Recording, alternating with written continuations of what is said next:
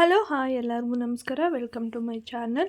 ಇವತ್ತು ಬೀನ್ಸ್ ಕಾಳಿನ ಪಲ್ಯ ಮಾಡ್ತಾಯಿದ್ದೀವಿ. ಸೊ ಪಲ್ಯ ಆರ್ ಉಸ್ಲಿ ಏನಾದರೂ ಅನ್ಕೋಬೋದು.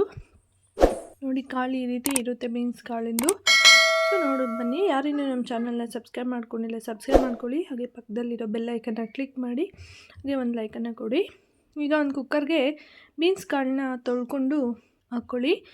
ಮತ್ತು ಸ್ವಲ್ಪ ನೀರನ್ನ ಹಾಕ್ಕೋಬೇಕು. ಅದು ಕಾಳು ಎಷ್ಟಿರುತ್ತೋ ಅಷ್ಟು ಮಾತ್ರ ನೀರು ಹಾಕ್ಕೋಬೇಕು. ಜಾಸ್ತಿ ನೀರು ಹಾಕ್ಕೊಂಬಿಡ್ರಿ. 1 ಗ್ಲಾಸಸ್ ನೀರು ಹಾಕ್ಕೊಂಡ್ರೆ ಸಾಕು. ಈಗ ಇದನ್ನು ಲಿಡ್ನ ಕ್ಲೋಸ್ ಮಾಡಿ 1 ವಿಷಿಲ್ ಆರ್ 2 ವಿಷಿಲ್ ಬಿಟ್ಕೊಳ್ಳಿ, ಬೆಂದೋಗುತ್ತೆ.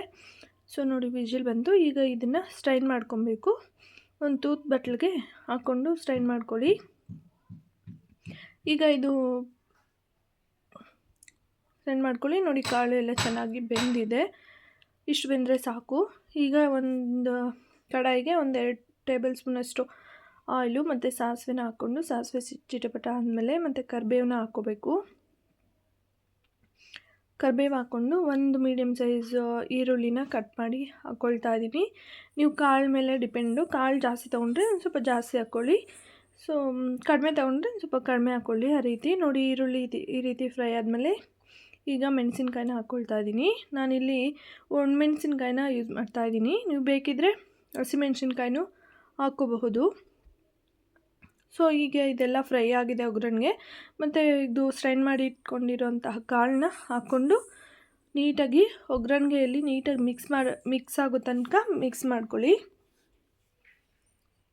ಈಗ ಇದು ಮಿಕ್ಸ್ ಆದಮೇಲೆ ಈಗ ಕಟ್ ಮಾಡಿರೋಂಥ ಕೊತ್ತಂಬರಿ ಸೊಪ್ಪು ಮತ್ತು ತುರಿದಿಟ್ಕೊಂಡಿರೋಂಥ ಕಾಳನ್ನ ಹಾಕ್ಕೊಂಡು ಮಿಕ್ಸ್ ಮಾಡ್ಕೊಳ್ಳೋದು. ತುಂಬ ಈಸಿಯಾಗಿ ಮಾಡ್ಕೋಬೋದು ಈ ಉಸ್ಲಿ ಆರ್ ಪಲ್ಯನ. ನಾವು ಸೈಡ್ಗೆ ಮುದ್ದೆಗೆ ಇಲ್ಲಾಂತಂದರೆ ಹಾಗೇನೂ ತಿನ್ನೋದಕ್ಕೂ ತುಂಬ ಚೆನ್ನಾಗಿರುತ್ತೆ. ಸೊ ನೋಡಿ ಈಗ ಇದು ರೆಡಿಯಾಗಿದೆ. ತುಂಬ ಸಿಂಪಲಾಗಿ ಮಾಡ್ಕೋಬೋದು ಈ ಉಸ್ಲಿನ ಮತ್ತು ಪಲ್ಯನ.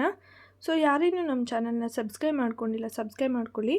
ಹಾಗೆ ಪಕ್ಕದಲ್ಲಿರೋ ಬೆಲ್ಲೈಕನ್ನ ಕ್ಲಿಕ್ ಮಾಡಿ ಹಾಗೆ ಒಂದು ಲೈಕನ್ನು ಕೊಡಿ. Thank you.